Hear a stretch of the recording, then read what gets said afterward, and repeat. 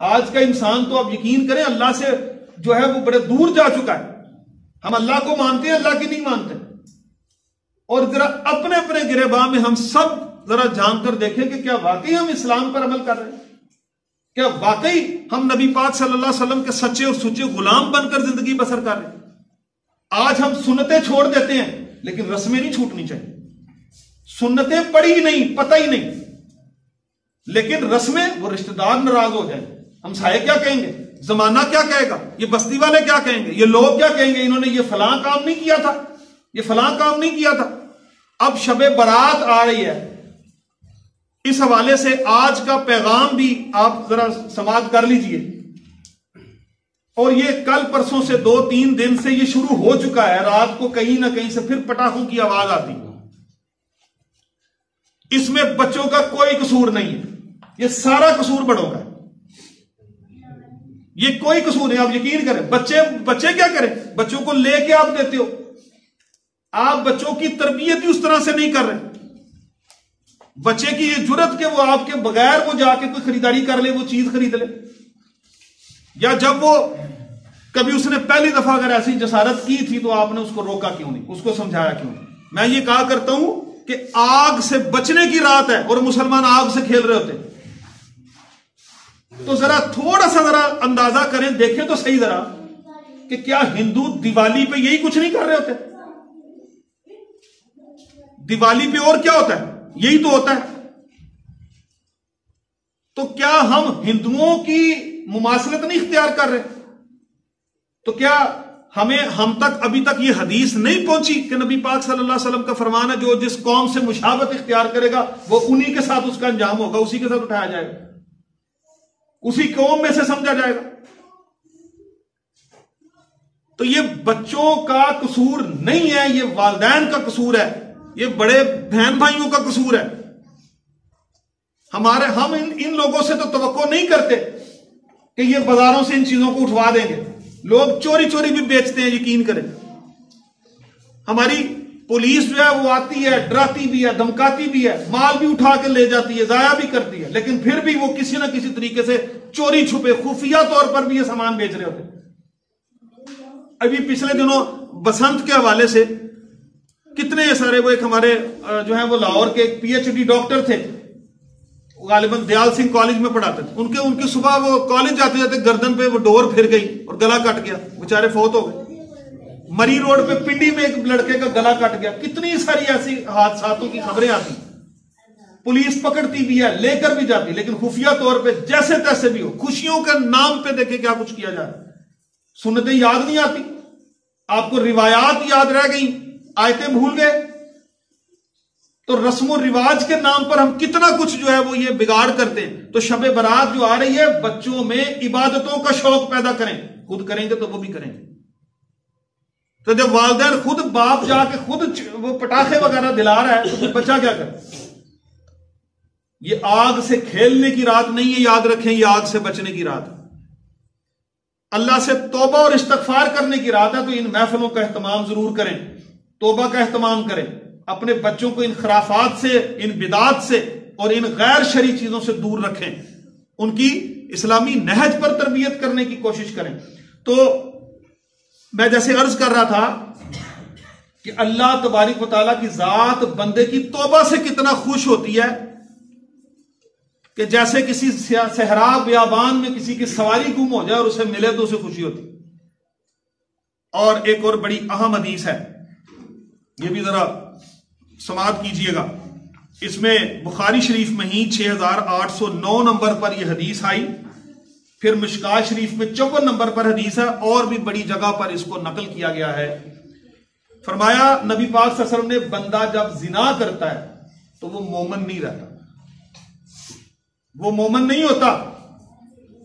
بندہ جب چوری کرتا ہے تو اس وقت وہ مومن نہیں ہوتا.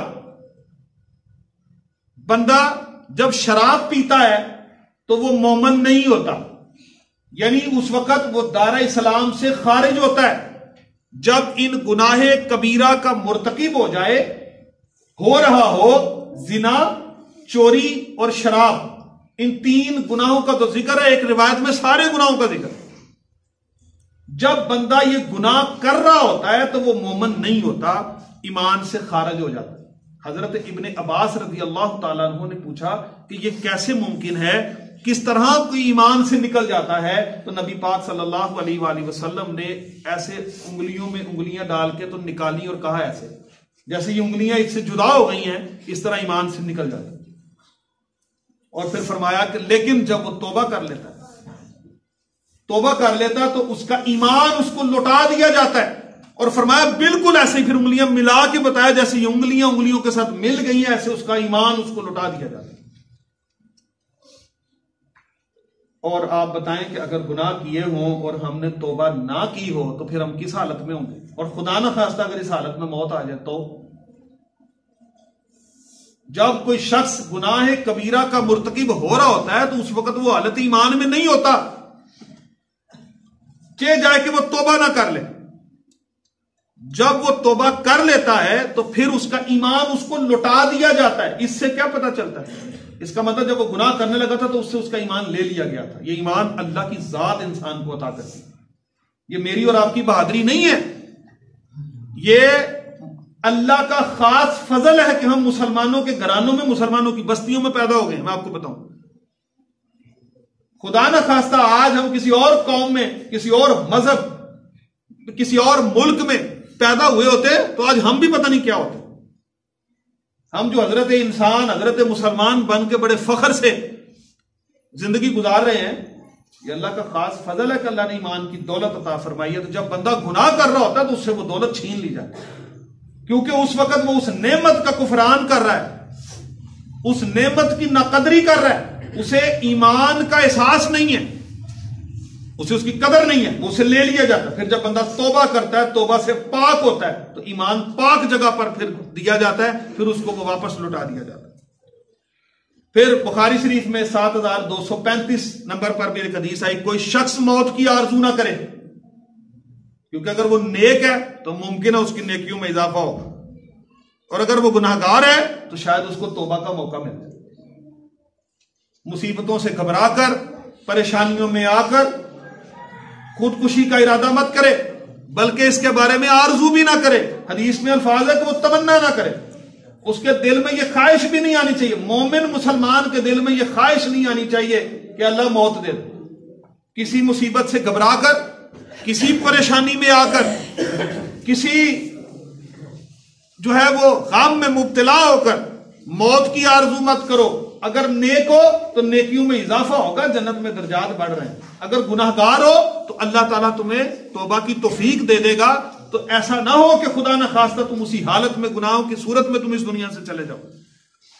پھر حضرت ابو موسیٰ اشعری رضی اللہ تعالیٰ عنہ سے ایک حدیث پاک روایت، اب دیکھیں کتنی پیاری حدیث ہے، اور یہ سیاہ ستہ میں متفق علیہ حدیث، مسلم شریف میں آئی 6999 نمبر پہ، مشکات شریف میں 2329 نمبر پہ یہ حدیث پاک آئی۔ اور فرمایا ابو موسیٰ اشعری رضی اللہ تعالیٰ روایت کرتے ہیں، نبی کریم صلی اللہ علیہ وآلہ وسلم نے ارشاد فرمایا کہ رات کے وقت اللہ اپنے ہاتھ پھیلاتا ہے، اللہ ہاتھ سے پاک ہے، یہ علامتی طور پر یہ یاد رکھیں۔ اللہ تعالیٰ جیسے قرآن میں کہتے ہیں ید اللہ فوق ایدیہم، اور ان کے ہاتھوں پر میرا ہاتھ، اللہ ہاتھ سے پاک ہے۔ یہ آیت متشابہات میں سے ہے، اس کو محاورتاً اور آیت اور موقع کے تناسب میں، اس کے تناظر میں اس کو سمجھا جاتا ہے اور اس کو دیکھا جاتا ہے۔ اللہ ہاتھ سے وجود سے پاک ہے، لیکن قرآن میں بھی جیسے اللہ نے ارشاد فرمایا ید اللہ فوق ایدیہم، بیعت رضوان کے موقع پر جب سب صحابہ نے بیعت کی، سب نے ہاتھوں پہ ہاتھ رکھے، تو اللہ نے فرمایا کہ پھر تم سب کے ہاتھوں پہ میرا ہاتھ۔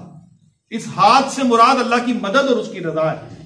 تو فرمایا کہ اللہ اپنے ہاتھ پھیلاتا ہے، کس لیے پھیلاتا ہے؟ تاکہ دن کے وقت گناہ کرنے والا توبہ کر لے۔ اسی طرح فرمایا دن کے وقت ہاتھ پھیلاتا ہے کہ رات کو گناہ کرنے والا توبہ کر لے۔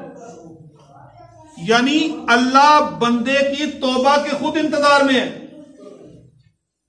خود انتظار میں ہے کہ یہ بندہ کب توبہ کرے، میں اس کی توبہ قبول کروں۔ اور بندہ جناب اپنی موج مستی میں مگن، اسے یہ احساس ہی نہیں کہ وہ کتنے گناہ کرتا ہے، اس نے کس کس کا دل دکھایا، اس نے کہاں کہاں سے حرام مال کمایا، اس نے کدھر کدھر گلچھڑوں میں اڑایا، کہاں کہاں اس نے سنتیں ترک کی، کدھر کدھر وہ خرافات میں اور بدعات میں وہ لگا رہا، کہاں اذانیں ہوتی رہی، اس کو نماز کی فکر نہیں تھی، کہاں وہ غیر شرعی کاموں میں مبتلا رہا، کہاں وہ بری محفلوں کا شکار رہا، کدھر وہ بازار میں جا کر تو طرح طرح کے فضولیات میں مبتلا رہا، اسے احساس ہی اس بات کا نہیں، اور اللہ تبارک و تعالیٰ کی ذات دیکھ رہی ہے کہ یہ بندے کو شعور آئے یہ کب مجھ سے توبہ کرے.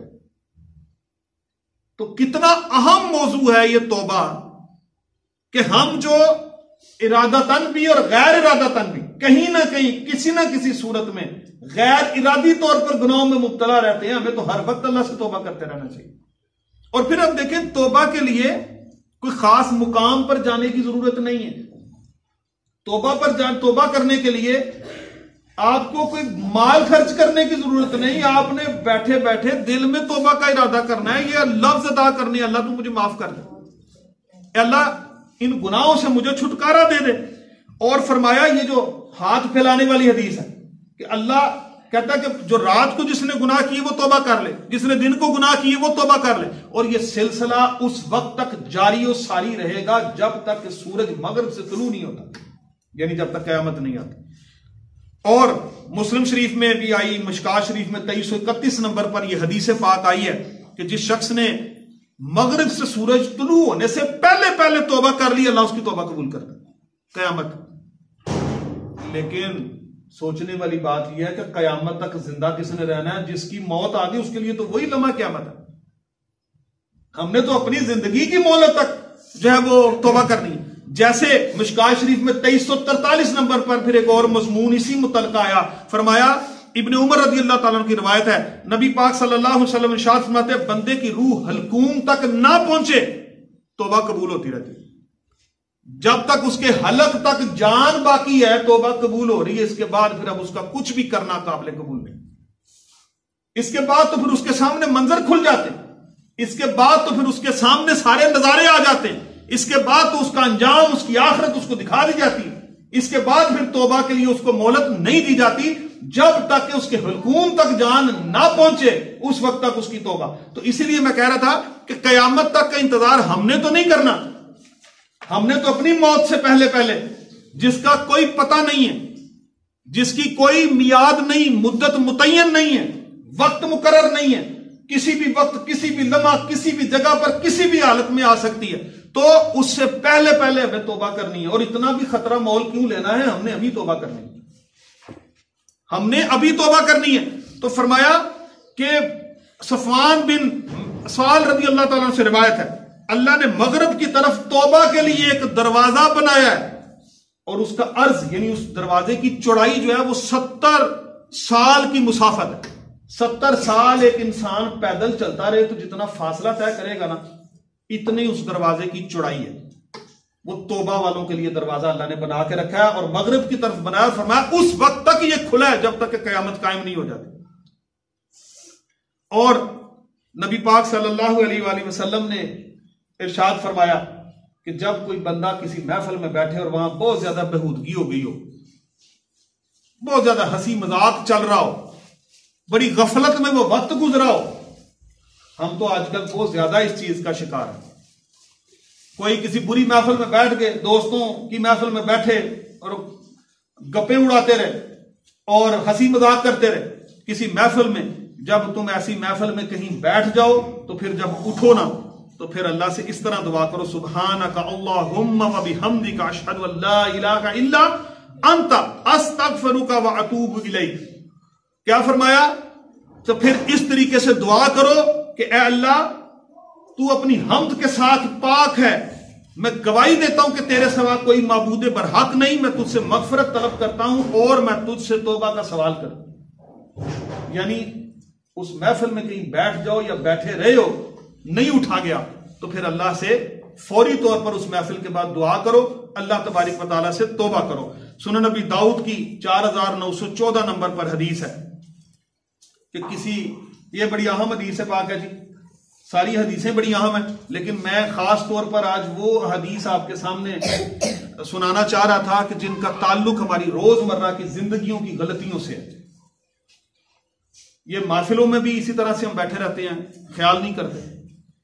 وہ محفل ہی کیا جس میں اللہ اور اللہ کے رسول صلی اللہ علیہ وسلم کا ذکر نہیں ہوا، وہ محفل ہی کیا جس میں ہم نے اپنی حالتوں پر غور نہیں کیا، جس میں بیٹھ کے دین نہیں سیکھا، جس محفل میں بیٹھ کے نبی پاک صلی اللہ علیہ وسلم پر درود و سلام نہیں پڑھا، جس میں بیٹھ کے اللہ سے گناہوں کی توبہ نہیں کی، تو ہماری تو یہ محفل نہیں ہے۔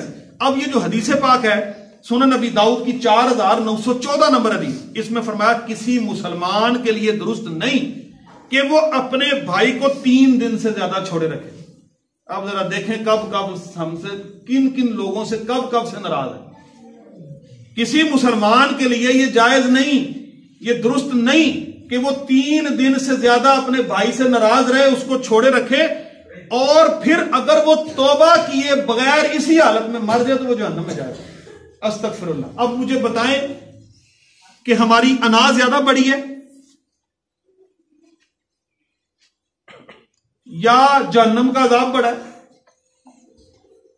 اور چھوٹی چھوٹی سی باتوں سے میں دیکھتا ہوں گھروں میں رشتہ داروں میں بچوں سے لڑائی ہوئی ہے، سگے بھائیوں سے نہیں مل رہے، یہ جائیدادوں کے جگیروں کے مسئلے، بڑا ہولناک اور ایک دل سوز قسم کا واقعہ کل بھی یہ غالباً موترا کے پاس پیش آیا۔ باپ نے بیٹے کو، بہو کو، پوتا پوتی سمیت قتل کر دیا۔ ابھی اصل وجہ نہیں سامنے آ رہی، جائیداد کئی کچھ اور بتا رہے ہیں۔ کیا زندگی میں مجھے بتائیں، وہ کوئی مدعی اپنا بن جائے گا، وہ جیل میں جائے، اسے سزا ہو یا نہ ہو، وہ ساری زندگی کیا اسے کبھی بیٹے کی، بہو کی، پوتوں کی یاد نہیں آئے گی؟ وہ مکان، وہ جگیر، وہ جائیداد، وہ کتنی ہوگی؟